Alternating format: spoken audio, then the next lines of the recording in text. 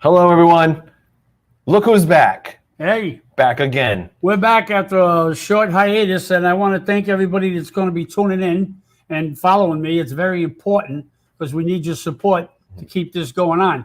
We have a very special guest tonight. We do. And, We're broadcasting. Hold on, Jerry. I got to introduce where we are. All right. I didn't mean to interrupt. Actually, I did mean to interrupt. We are live at the Edgewood Gallery, world famous custom framing and fine art. That's Ronnie the Framer in the background. Shout out to him. Thanks for letting us use your location. So we've been on hiatus for a few weeks. We came back stronger than ever. We've got t-shirts on the way, swag on the way. We've reinvented our Patreon page where you can get true crime Providence stories.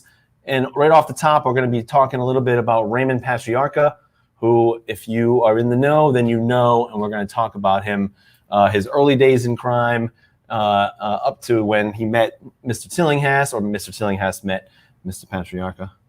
Right. And we're telling true crime stories over on our Patreon, patreon.com/true crime PVD. We've revamped that whole thing. It's very exciting. We have lots of really cool stuff coming. Yeah, it is, actually. And one of the things that's coming is June 25th. We have at the Havana Cigar Bar, which is a great combination of words for Rhode Island accent. It's at 24 Quaker Lane in Warwick, and Cigar it's going bar. to be two showings.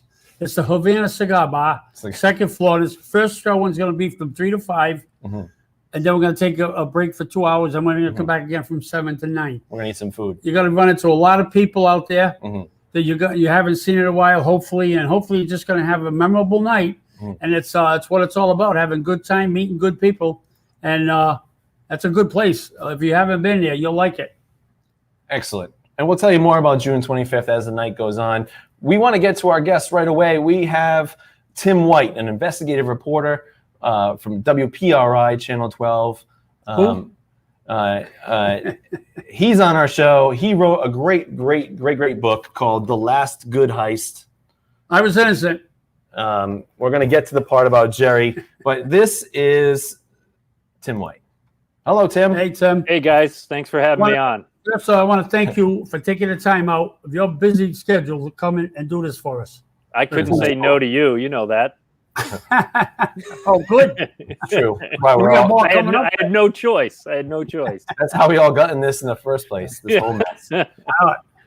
Choices. So Tim, tell us a little bit about what you do. What's your deal at Channel 12? What's the Target 12 investigators? So I've been here for about 15 years. I'm the chief investigative reporter. We have a team of about 9 in the investigative unit. When I got here, it was just me, a producer, and a photographer. So we've expanded. Look, we believe that enterprise journalism sets you apart, and you serve the community through good investigative reporting, uncovering wrongdoing through public officials, so on and so forth. So like I said, I'm here for 15 years, and I'm also the managing editor of the unit, so helping to kind of herd all the eel of these awesome reporters we have, and just trying to decide the stories we're going to cover and the stories we're not. A lot of tough editorial decisions in doing that stuff. And I worked in Boston for about a decade before coming back to Rhode Island. I was born in Rhode Island. Worked in Boston for 10 years, 8 of which at WBZ-TV, which is Channel 4, the CBS affiliate up there, where I was managing editor. And then, about 15 years ago, I landed here, back in Rhode Island. A reporter's playground. Let me ask something. Going back, your dad was, if not the best, one of reporters, and he was just great. It was fair, hard, but he was fair. And he treated people pretty good. From when he was on me for quite a while, but he was always, "Hi Jerry, how you doing?" It's his job, and you have to accept that for his job. How did it feel with you kind of growing up in your dad's shadow? Because that was a heck of a shadow to fall into.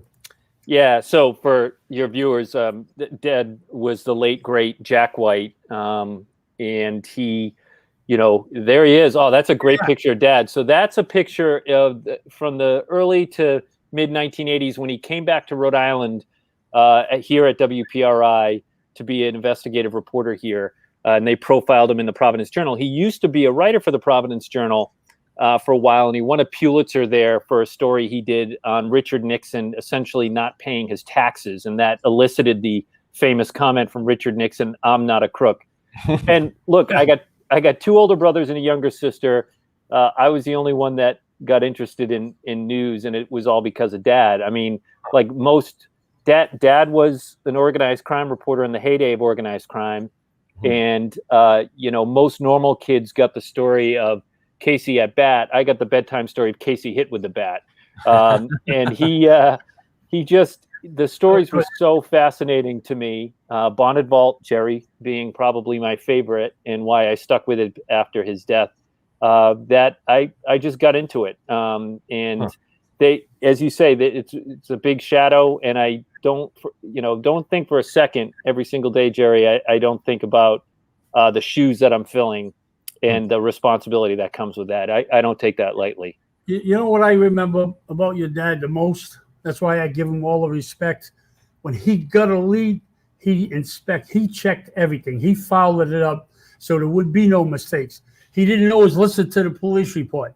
He went that extra step to make sure what he was printing or writing at the time was on the money or as close as he could get. And that's why your father got all the respect in the world, because he just did his homework, He really did. And there's an old saying in journalism, if your mother says she loves you, check it out. And Dad followed that philosophy through and through. And look, he said to me, I think I was in 4th grade and I was going to do a school newspaper or something like that. And Dad was a serious guy. And he said to me, always remember that when you're doing a story on someone, good or bad, that it is the most important moment in their life. So one of the most important moments in their life. So get it right, which is a very heavy thing to say to a kid in 4th grade. But, I get it. I get it now, certainly. And in my career, that there's someone on the other end of the story that you're telling, and the public interest has to be high for you to do a story, particularly one that might have a negative impact on that person's life. So you better have it up, down, and sideways, or it lacks fairness. And quite frankly, it's unethical. And that's the type of thing that I grew up with. Dad did his homework, and I hope people know that I do the same. Right on. Hey, so talking about the Bonded Vault, so the 2 guys that you co-authored this book with, they were both on the beat back then, right? Is that right? Both Randy Richard and Wayne Worcester? So Wayne Worcester was he was a beat reporter, as you said, and he was the first reporter to show up to the scene over at Hudson First Storage the day of the robbery, and in that hot August day. And then Randy Richard was in the investigative unit with my father. He was my dad's partner at the Providence Journal. Dad had launched the investigative unit at the Providence Journal following his story on Richard Nixon, and he handpicked Randy Richard because Randy is just a phenomenal writer. And after Dad passed away, this was a story I always bugged my dad to do a book on. He never did. And after Dad passed, I swore to myself that I would see it through. And I knew these 2 guys were the guys to track down to help me see it through. And I'm glad I did it, because we had a lot of fun. I learned a lot, and it was a hell of a project, especially trying to sell a book during the Great Recession, which is not easy. But it's a good story. So we were able to get through all that. It's a crazy story. Yeah. And it's one that as a Rhode Islander, I've always heard about it, like Hudson Fur or Bonded Vault. Those terms were always used, but I never really knew as a kid, what any of that meant until I met this guy and we started researching. Yeah, and then he knows a few things about it. Yeah, well, told him about I told people, it was in my book. I proved my case. A lot of people don't believe it. That's okay. It's their choice. But we walked every day in the yard in the evenings. We sat down, we played cards, and they talked. That's all they talked about. And the thing of it is, that was an education for me to listen to them guys on how everything was going. And so also, you could do a bigger heist? Also, good question. But it's a fair question. I mean, they got away with it. One heck of a university over at the ACI, right? Oh yeah, yeah. But and they said everything from soup to nuts on what took place. So that's why I knew all about it. You know, and if I told people I wasn't there, I proved my case. If they don't like it, I can't help that. I believe you were in New Hampshire. Is that right? Yes. Yeah, it was for going up to a friend's birthday. I believe it was the old man on the mountain. Can't remember his name now. They made a joke out of it because I said, "What the hell is that?" And they said, "It's the old man in the mountain." I said, "What?" He didn't give his name. Huh? He didn't give his name. Was the testimony in that one? But my brother said, "Come on, let's go." And I went with my brother Larry, and we went up there, and it was a good time. And then all them people came down and testified for me. You know, so I felt good. And look, that. Jerry was acquitted, as he said, in that that is, to this day, the longest and most expensive trial in Rhode Island history. Not everyone got acquitted. Jerry's one who did. Of course, in our book, sorry, Jerry, we did say you were one of the robbers in that. No hard feelings. You dogged me a little bit, but that's all right. Listen, but in the meantime, we like to tell the truth. I just, hey, Johnny Wilmette, Chucky Flynn, and Ralph Burns were found guilty. Myself, Walter Wilmette, and Jacob Tajian were found not guilty. Right. And Bobby DeSalt, of course, turned state's evidence along with Joe Denise. Yeah, that piece of shit. I felt bad for Chucky because he was a good friend of Chucky's. But listen, oh yes, he turned around and what they said was they put the heat. When they put the heat on him, he put the heat on Joe Denise, and then Joe just said that. What happens was, and it was funny because one of the state police, I think it was a lieutenant at the time, Tony Mancuso. This is why, regardless of what people think, I don't care. I've got big respect for him. He went to Vegas or wherever it was, and they told him that the guys back in Rhode Island killed Chucky Flynn. Right. Well, that was his best friend. And it turned around that he found out later that he didn't have it. But when Tony Mancuso was interviewed, they said, "Well, then you lied." He says, "Absolutely." I got a big kick out of that because we always got to go, but he admitted it, and I respect. You got a kick out of the cops lying? Yeah, it was the way he said it. He just came right out and said it.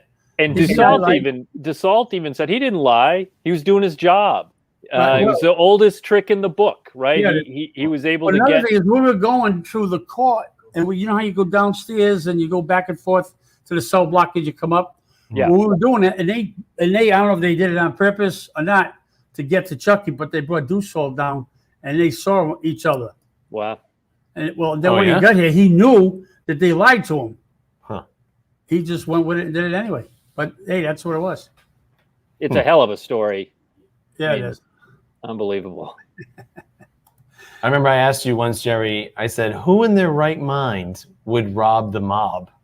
And you said, other mob guys. That's right. You make money any way you can. That's really the gist of it. So, and we wanted to talk a little bit. We didn't release our video quite yet on Patreon. No. I think I'm still waiting for your approvals on the revisions. But Raymond Patriarca, I have to keep him in check.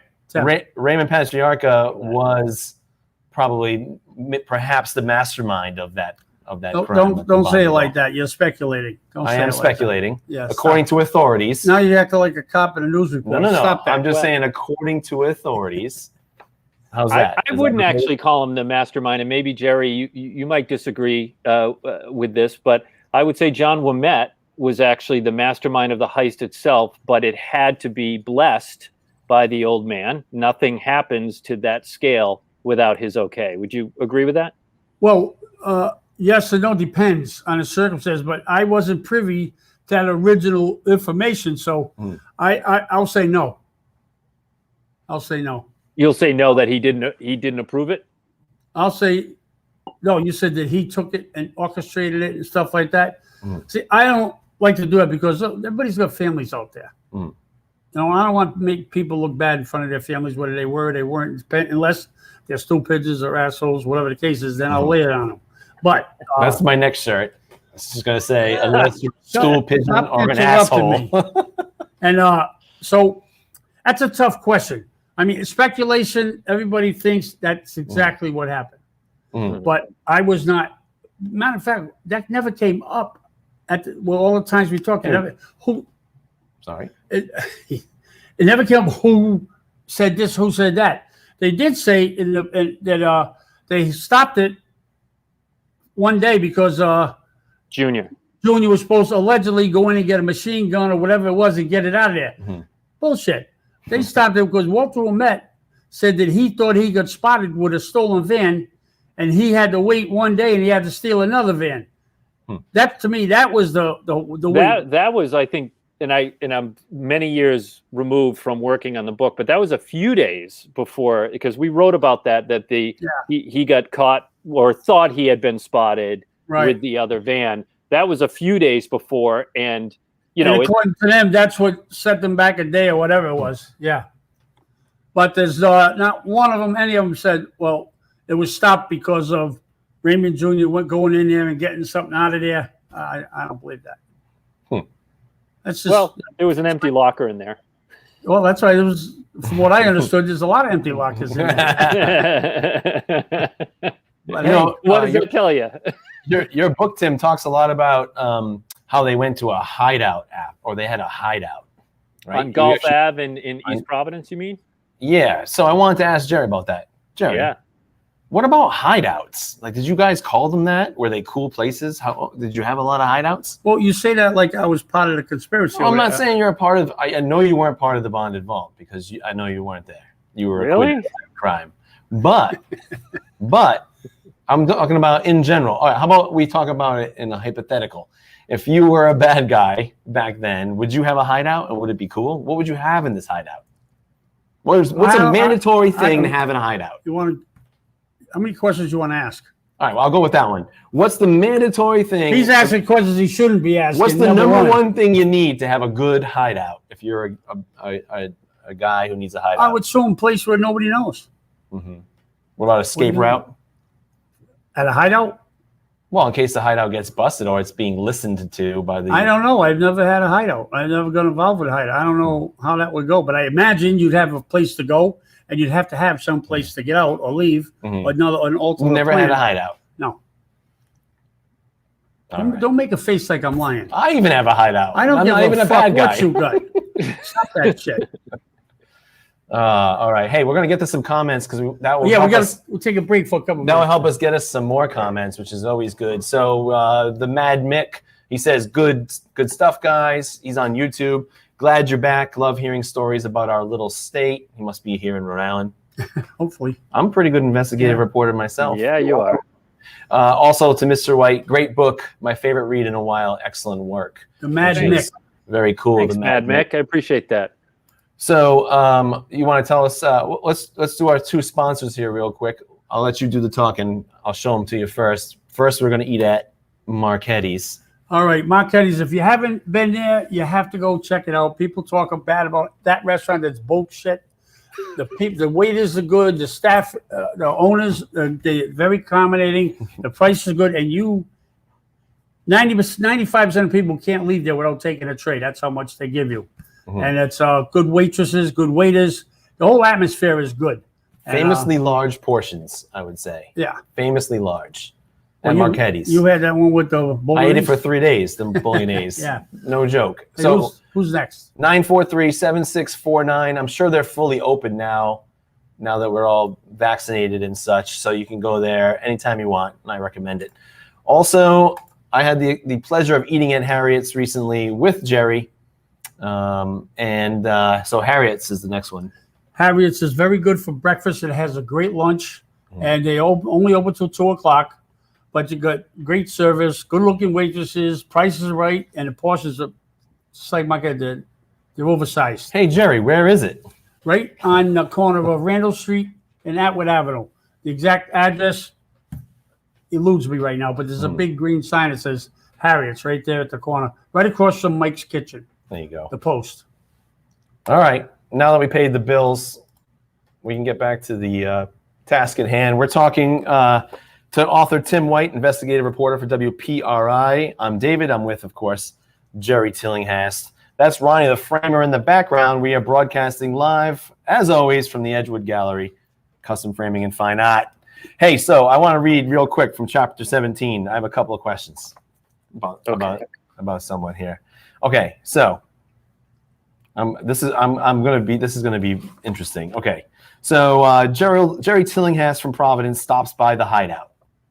Okay, right there, of course. I'm intrigued by Hideout because I'm fascinated by such a thing. That's all right. That's it, John. He's a good-looking man. Watch it. Stands 6 feet, weighs a trim 225, reddish brown hair, fashionably long. Tell me a little bit about this time period in your life. Beard and mustache. I didn't get a haircut. I thought you were always getting haircuts. No, it depended. There's a picture in the book of him from that time. Did you see it? Oh, I'm sure we can. That's killer. Oh, I bet we know it. We were fans of that picture. Hold on. I think it's in the middle part. Hold on, it's coming. Nope.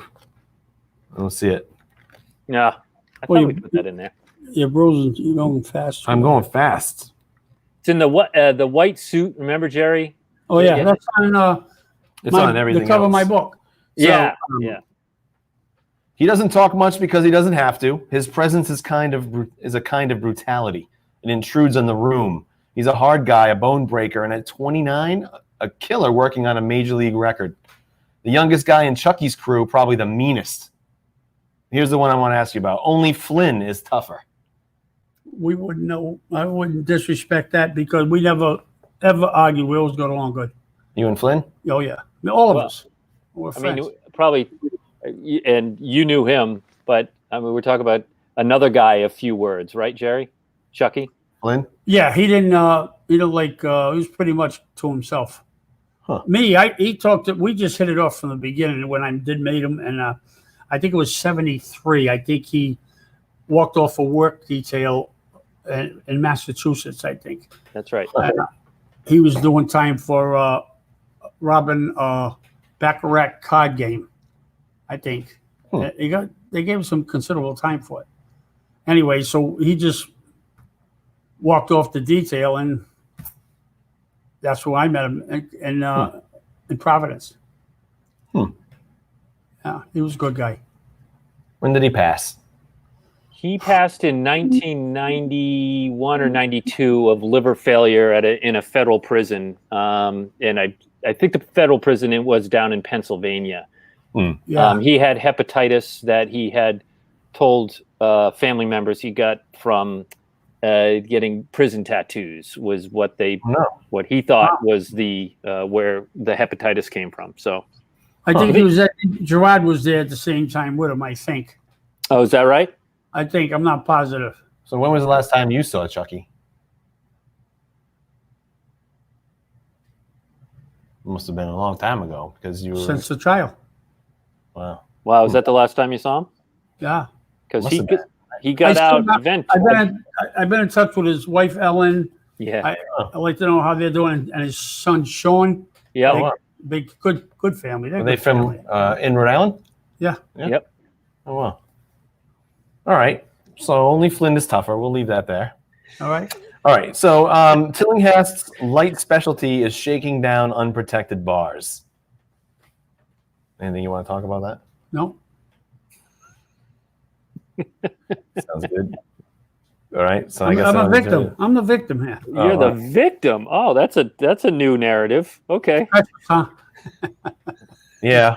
Well, I guess we don't have to talk about anything else from this chapter since all of it didn't happen and you're just the victim. So never mind. Hell of a ball player, though, Jerry Tillinghast was.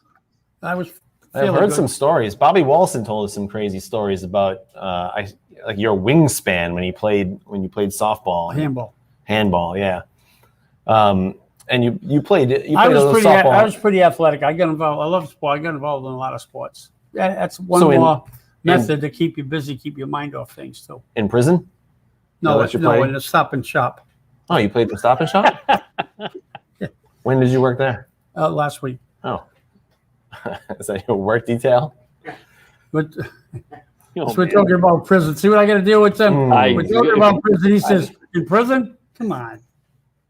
David cuts right to it. I mean, I'm trying to be, the host with the most. I'm trying to move the story along. Hopefully you'd talk to me about something. I thought we'd have an investigative reporter on. It would help me crack this nut this shell that's around you, where you don't let us in on the details of your sordid past. What's that saying? Silence is golden. Is it though? Yeah. All right. Well, so we wanted to talk a little bit about. I want to get to your documentary that you made about what happened in October of 1989. But before that, I wanted to talk a little bit to you, Jerry, and to you, Tim, just about like the idea of Providence as this place, of crime, for a reason. You have this organized crime that started here in the 30s and 40s. Raymond Patriarca leading the way in the 40s and 50s, and then your father, did a lot in the 60s and 70s, reporting on some of the stuff that was happening here.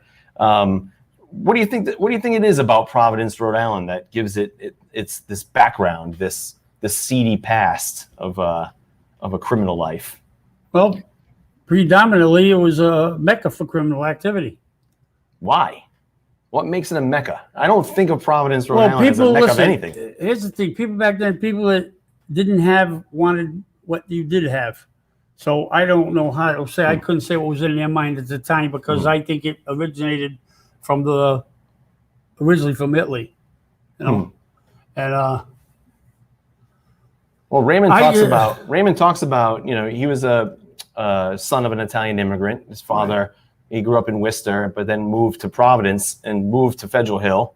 So he moved basically from one Little Italy to Little Italy, Federal Hill. Can I weigh in on this? I think, generally, organized crime, and we can talk La Cosa Nostra, we can talk Latin Kings, we can, whatever form of organized crime it takes, it feeds off of oppression, in that a lot of times there are kids that are looking for a family, and that wise guys can fill in those gaps for those kids in many ways, and build the loyalty that they didn't get from their biological family. And I think you see that a lot in poor working class cities and neighborhoods. And Providence was that. You had a lot of people that worked in the mill buildings of Pawtucket and, in the surrounding areas. And it was a real blue collar, and it still is a real blue collar state, as was going up into Massachusetts. And that kind of atmosphere where you had lower socioeconomic classes would breed the sort of crime that organized crime was born from. And that, that's because people wanted more, and they didn't see a legitimate path to want more in these poor neighborhoods. They saw an illegitimate path, and they found a family to help them do that. The opportunity to work and get jobs back then wasn't all that great either. That's what I mean. I totally agree with you. Yes. I think they had to do what they had to do to supplement their family's income, and that was the bottom line. That was what got me though is with the newspapers and stuff like that. I think it caused, like we talk about race, white, black. Everybody thinks about that and Spanish, but I think that the Italians at that time, and I'm not just, this is how I feel, were used as a scapegoat sometimes. And I think they were targeted, and I think there was racism because they kept going after all the Italians. And there was nonstop. It was relentless. There was a lot of Irish guys out there doing different things like that, but they keyed in and they tried to build all the cases they could on Italians. You're 100% right, particularly when it comes to the FBI, Jerry. I mean, that is exactly where, when we talk about Whitey Bulger and Stephen Flemmi, they were top echelon informants for the FBI. Why? To use them to generate cases against La Cosa Nostra, the mafia. So they were, the FBI, of course, was targeting that faction that was, identified as the #1 threat assessment in the region at the time. They were targeting them. They were enabling them. They were aiding and abetting. They allowed them to kill people. I mean, come on. You mean Whitey and Flemmi? Yeah. Yeah. Right. Yeah, for sure. Yeah, that was an absolute travesty by the federal government. No question. When he went to jail finally, and then he got killed. What was it? An hour? He was even there an hour, something like that, and then he got killed. I think he was there for a day at the prison down in. Somebody had asked me about that. They asked if I knew him. I said, never dealt with him, didn't know him. I said, but I got to tell you something. They said, what do you think of what happened to him? I said, I think it was a very good thing. And I says, and I hope the person that killed him gets away with it. The dirty piece of shit. And on top of it, the cops out there made the police force look very bad. It was a small percentage, Tim. You know how that goes. Only 10%, 15, 20% of all local establishments, law enforcement or not, are assholes. You got the rest of them are trying to do the right thing. And that's what happens. But when you got them, like you had the FBI guy and the movie showing up with $2,000, $1,500, $2,000 suits. I mean, come on, But they all grew up together mainly, and that was it. I don't know if they was afraid or whatever the case was, but they let them go. They turned their cheek so they could get other people, and most of it they wanted the Italians. Well, and that is a form of government corruption. Now, look, it's not to say that some of the people that the FBI at that time arrested didn't do bad things. Of course, they did bad things, whatever, but there was absolute corruption that happened inside that agency that allowed that they turned a blind eye to this other faction up in Boston with Whitey Bulger and all that to commit murders, to commit crimes, and all of that. When people died under the watchful eye of the FBI, that is corruption, the definition of corruption. Is that what got me to is the witness protection program. They put them in a program, then after they use them as much as they could get out of them, next thing you know, they turn it up dead because they kick them to the curb.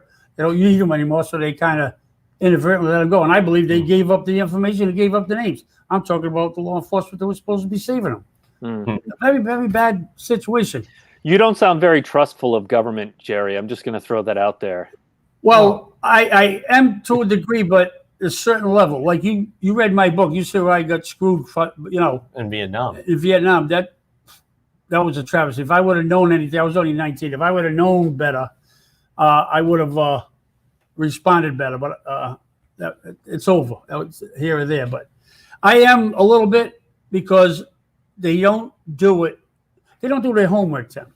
Like you get a police report, they'll call in this. I'm not saying you, but I'm saying newscasters, all channels. I don't care.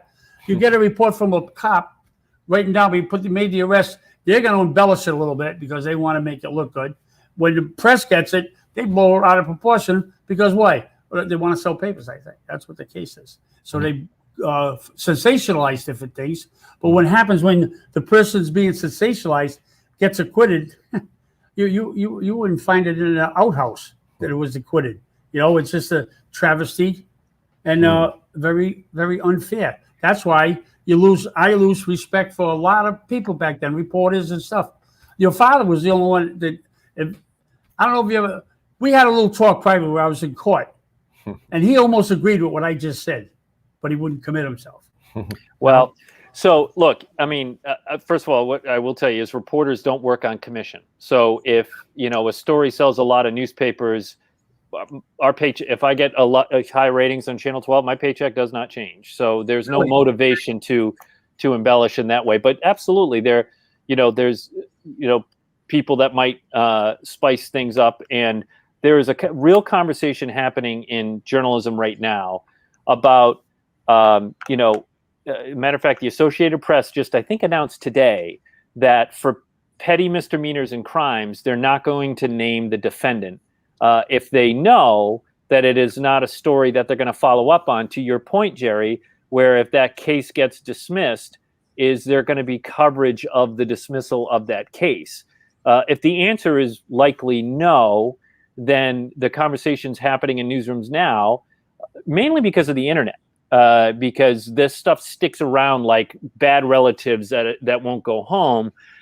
You Google someone and it just pops up. I think newsrooms are becoming more mindful of, wait a minute, what's the benefit of running the booking photo or the mugshot, as it's commonly known? What's the benefit of naming this individual if the likelihood of us not covering the dismissal of the charges or the acquittal in the case is low? And I think those are really important editorial conversations to have because as we talked about at the very beginning of this conversation, the reminder from my dad was always remember that it is one of the most important moments in that person's life. So get it right. But that is not the only bar. The other bar is whether or not there's news value in what you're going to report. And it's a responsibility that as journalists we have to take seriously when we're making the sausage every single day. We're covering a lot of stories and meeting a lot of people that we have to step back and ask these questions and reassess what we do and what stories we're picking. Let me interject something there. What happens, I'm thinking, is they get the story today. Back in the day, they might have had a better situation on how to go about it, but they don't do the homework. They don't go, and you get blasted. They'll blast me all over the place. Reporters don't come to me and say, Jerry, what do you say about it? What do you think about it? That don't happen. Very, very seldom does that happen, unless it's. Well, what do they do though? So what does a reporter do? And look, I agree with you. There's a lot of people that might not pick up the phone or walk up to you in the hallway of Superior Court, and for whatever reason they're intimidated. I don't know, but you have to do that. Done that, Tim. They have done that. I've done that. I've gone. And I just turn around and say, I can't talk to you. Talk to my lawyer. Correct. So, and that brings up my next point. And I know where David's going is so we go to the lawyer and what do they say? We're not going to try this in the media. Well, the problem is, if it's an important enough story, stories are told through those who talk, and for those who don't provide their voice in that story, they forfeit their right to complain about it. So it's a tough thing, when someone did. Go ahead. Nope, that was it. Go ahead. One of the things that bothers me, and I think I'm right. I could be wrong, but I don't know. In other words, you fight a case through the newspaper or the TV before it even gets into the courthouse. That to me is saying the law enforcement, whoever it is telling us report, hey, say this, say that, blow it out, because they're keying in on potential future what? Stories. Say it again? I said they're gearing in. What they're doing is they're priming people for the trial. So there's a lot of times you have a cross section. Oh, the government is priming people for the trial. Both. The government. Well, if the newspaper puts it there, and they're going hand in hand with the government. Somebody says, well, no, I don't want to get involved in that, but that don't happen. So even like you said, they don't get extra money, but they do get a certain amount of prestige if they do their job and they think they do it right, and it brings a lot of papers in. But that's what I think they do. They target potential jurors, and 90% they say jurors are supposed to be impartial and of your own makeup. Like they're supposed to be able to identify with them, and that don't always happen because they care on senior citizens. What they have nothing else to do, most of them, but read newspapers, and they conclude in their mind that, wow, if it's in the paper and the police said it, it's got to be right. Well, there's a flip side to all that, getting this type of information too, and that is to hold law enforcement accountable. So why are arrest reports public record? There's a few reasons, but one of them is when you arrest someone, when a police officer arrests someone, you are taking away their civil liberties. That is a big deal. To put someone into handcuffs and lock them up, and then the consequences of that happening. So what was behind that arrest? What's the affidavit in support of the search warrant that a judge signed off on to authorize that? Or what was the information for the indictment? Those are all things that the public should have access to so they can scrutinize, sometimes through a reporter, so they can scrutinize whether or not the law enforcement agency or the prosecutor's office was doing their job above board. And sometimes we find that they're not. And that's why it's, the flip side of that is it's not just about the bad guys, but it's also about the good guys and keeping watch on them. And that's why they lose a lot of credibility, because you can't feel that they're going to tell you. I've been turned down. If I've been interviewed in the past and they took what I said and turned it around. When you say they, do you mean police or reporters? I'm getting lost on the pronoun. I don't talk to the police. It's the reporters. Okay, fair. That's a good point. I didn't commit with anything in particular that was going to get me in trouble, but They took what I said and took it out of context. And then when you call them, they'll say, "Oh, well, you'll never get to that guy." You'd say, "Hey, what the hell did you do? You know, that's not what I said. You know, that's not what I said. You lied." And to me, it's a lie. Jerry, that's why you should always talk to television reporters only, because video doesn't lie. We can't misquote you. Listen. True. Well, you can edit it a little bit, I guess. I guess you got somebody's on your side. I was a news editor for 1 4-hour shift and I quit. So I was not made for news editing. But that's what I'm thinking. I think that's what they do. They sensationalize for potential jurors, because here he has, and most of them supposed to be jurors of our peers. Guy's retired, 65 years old. I'm 25 years old. How is he a juror of my peer? How does that happen? And they do it a lot. They really screw it up with black individuals. So you got a black man gets out of trial, you got an all-white jury. I would say 90% of the time. Stay out of this. But I'm not going to stay out of it for 1 second, because I think you, of all the people, you knew the power of the press, and especially during the bonded vault case, because you did some things that got noticed. The press there was all kinds of headlines. And same thing happened for your case, the Basmajian case. You were you were in the news for different reasons. Yeah, because you used it for your. You go in there, they charge you with a capital offense. I'm not going to be a nice guy if I'm on trial. I call it the arena. I'm not going to be nice. They're trying to take my freedom away forever, and I want to say, well, oh, thank you. See you next time. It's not like that. Fuck that. I ain't doing that. So if they're acting stupid, I get stupid.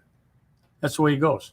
Well, you know, might be wrong, but I mean, we don't get physical, nothing like that. But I'll get verbal with them as the best of them if I have to. And if anyone knew how to use the power of the press, it was Raymond Patriarca too, because he did a number of things, including taking out a full-page ad in the Providence Journal at one point, saying that I'm just a businessman, and everyone's picking on me. So it's like it goes both ways. Where I think they all knew. I think you all know the power of the press. I think you used it just as much as maybe the government did.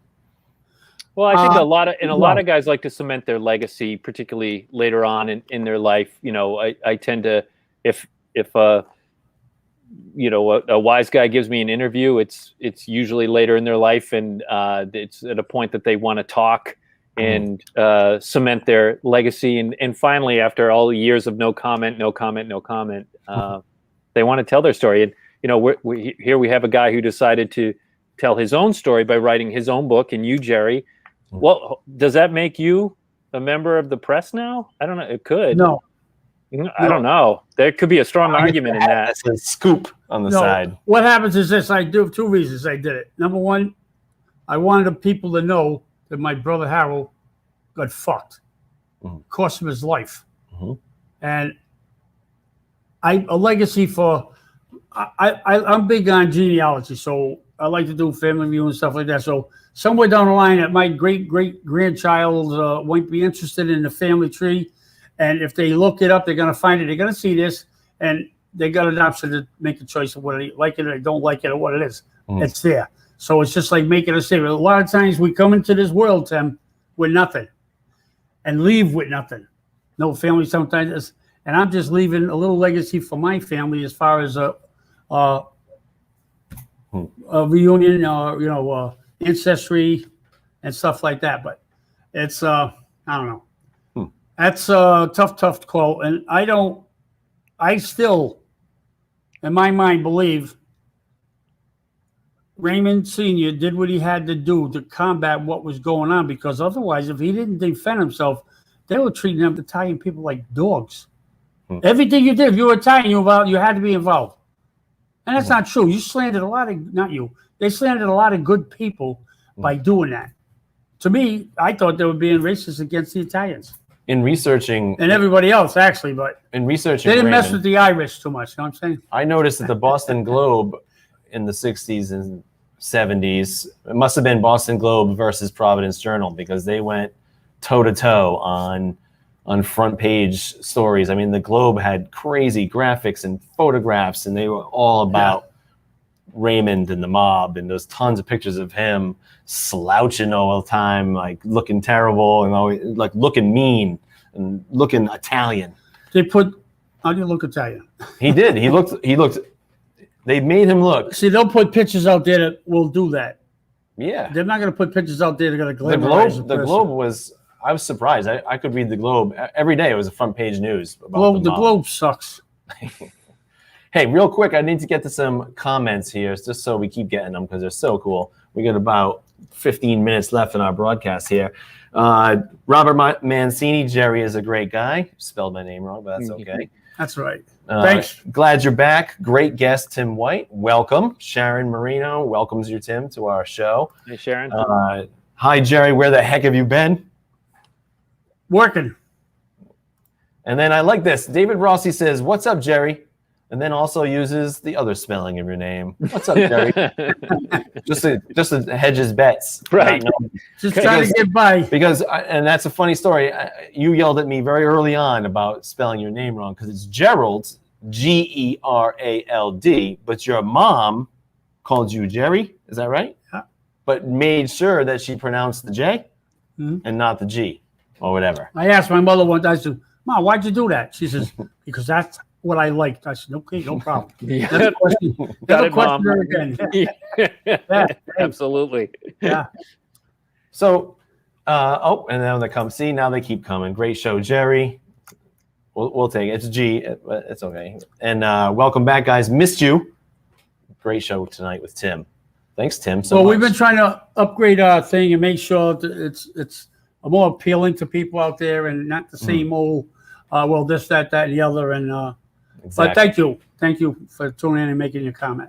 So, Tim, the last thing I wanted to talk to you about was that great documentary that you sent to me recently. It was about 25 minutes long, I think it was. And it was about October 29th, 1989, the infamous Mafia tapes.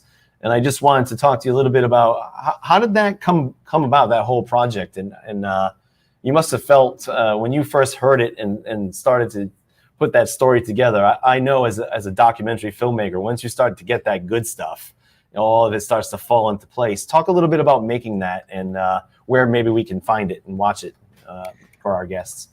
I'll answer that first one. It's on WPRI.com, and it aired on Channel 12, but it's living there now. And look, we were approaching the 30th anniversary of that infamous mob induction ceremony that happened up in Medford, Massachusetts, presided over by then mob boss Raymond Jr. Patriarca. And they didn't know it, of course, at the time, but they chose a house that was 2 houses down from an FBI agent. And they were able to wire the house in Medford, Mass with a bug and run a line to the FBI agent's house, two homes up. And it was the first time in U.S. history, in maybe world history, in which a mafia induction ceremony was caught on tape. And what that in itself is not illegal. You can hold as many induction ceremonies as you want. What it did was it prove the existence in the government's mind of La Cosa Nostra, of an organized crime family. Before that, the defense was, what are you talking about? You organized crime. You got a bunch of guys maybe committed a handful of crimes. There's no organized structure to it. But this was on tape, was used in different cases across the country to say, La Cosa Nostra exists. Here's the evidence that it exists, of that. And what we wanted to do was, okay, that was 30 years ago. So we have a jumping off point. We have the audio from court records. We have FBI pictures that we got through evidence. Now let's take a look at all these players. There were 4 guys that were inducted that day and find out what happened to them and where they are and the significance of those tapes.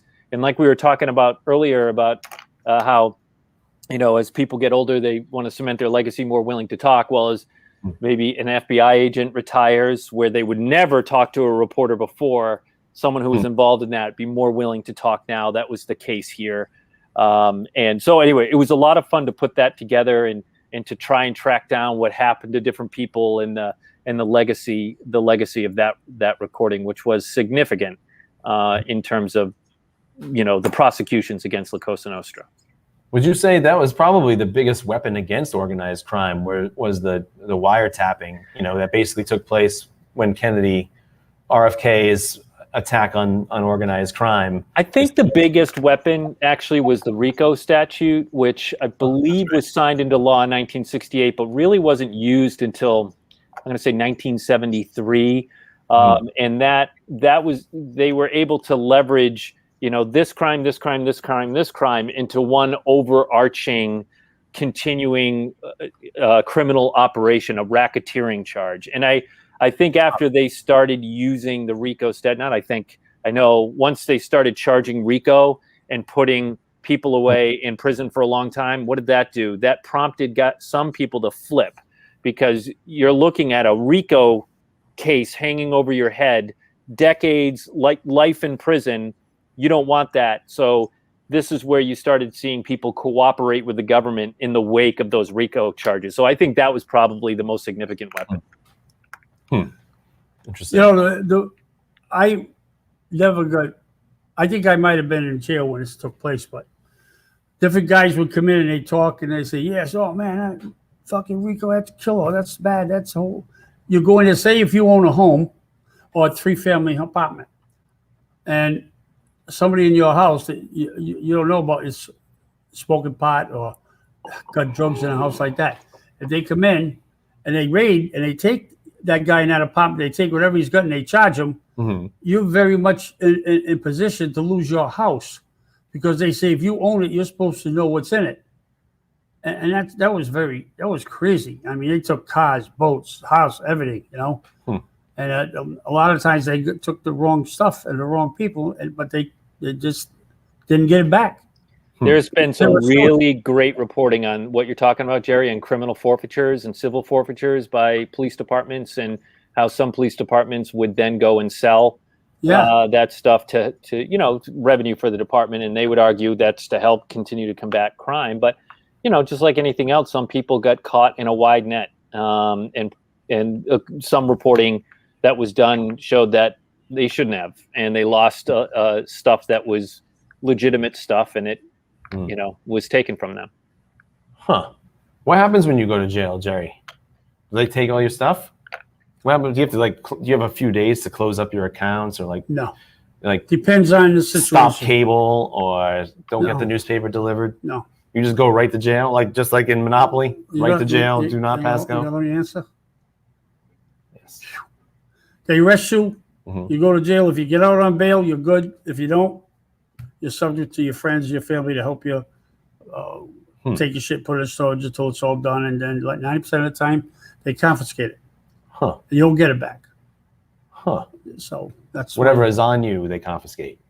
Yeah. Plus, if they're depending on the case, if they're going after you for being a major drug dealer or something, they're gonna think you're gonna have to hide it somewhere. So they're gonna try to find it in the house. If they find anything in the house, they're gonna requisition. They're gonna take that house, and the landlord might very well get charged because he don't know what his tenants are doing. And that's why these court documents we talked about earlier, to Jerry's point of, they'll go into the house, they'll search the house. Well, how do they get in there legally? They get a judge's permission. And how do they do that? They fill out a search warrant with an affidavit to support their case that there's probable cause, which is the standard to invade someone's privacy like that. Well, after 10 days, unless it's sealed, 10 days after a search warrant is returned, they have 10 days to return the search warrant. And in that moment, unless it's sealed, it's a public record. And that's when we get to look at it and go, wow, that evidence was really thin to get in that house and take all that stuff. Plus, a lot of stuff they're looking for is they're looking for maybe objects like drugs or guns or weapons. Nothing about arrest a guy or it's not a body warrant. They're just looking for different things and they might be able to make a case of. So to me, why arrest me if you're looking for other stuff right around me? Take what you think you can find and leave me alone. Because the warrant wasn't a body warrant for me. So therefore, I should have got arrested. But they'll lose that. Well, it was in a possession thing. So if you're in the house, they find something like that. Well, you're in an immediate area. You're in possession of it. That's how they get around that. So that's why you need a hideout. Because then the cops won't raid your hideout. They won't know about it. That's why I'm going to think I'm going to need a new partner. You're not going to find me. I'll be in my hideout. For Christmas, I'm going to get him a fucking muzzle. I'm going to be in my hideout. You will never find me. Oh, hey, don't say that. Hey, you know who's back? Our friend Battle Elf. Hi, Jerry. Hey, buddy. Battle Elf's one of our. I like he uses prints. I like that. It's a great picture. Yeah. They've changed it. That's new. Yeah. But we're wrapping up here, I guess. Any other questions for Tim? I mean, we've covered a lot. Well, I just want to thank you for coming on the show. Oh man, my pleasure. I hope it was as beneficial for you as it was for us. You gave us a lot of insight on different things, which hopefully we'll find out from the people watching what they thought of it.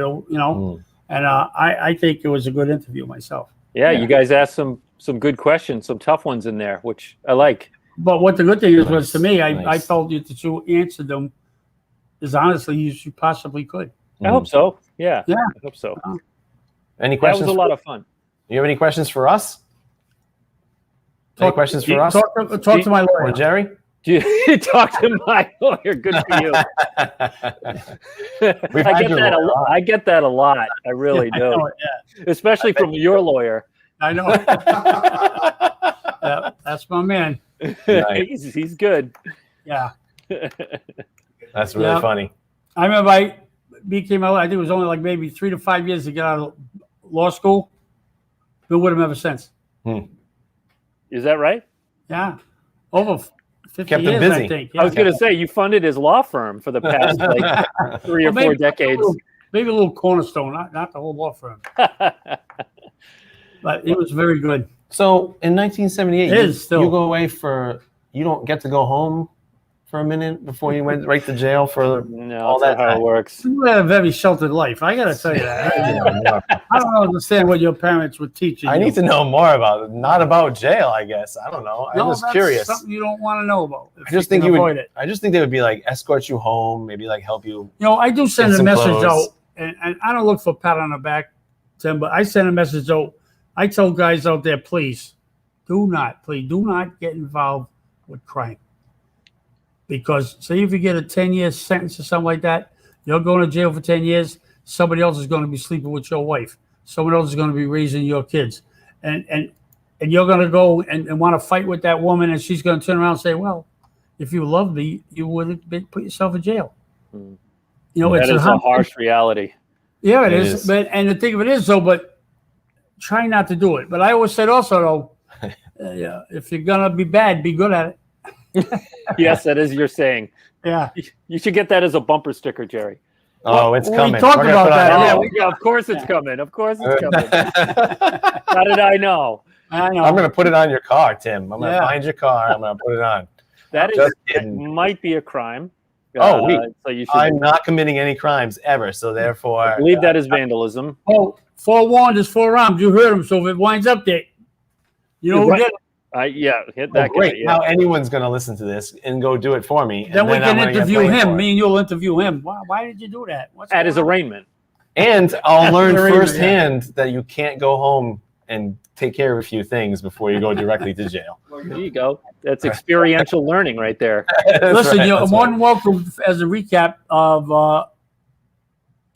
the 25th of June, a week from this Friday. Yeah, call on in. The Havana Cigar Bar.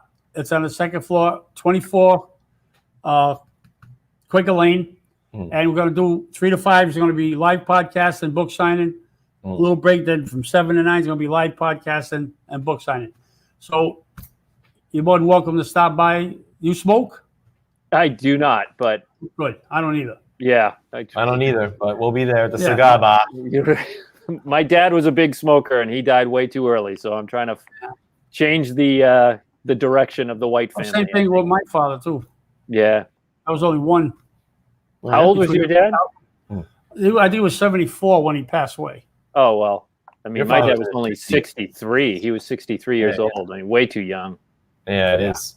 Yeah. I remember looking back in the day when you see somebody that's 50 years old, we say, boy, he's an old bastard, huh? Yeah, right.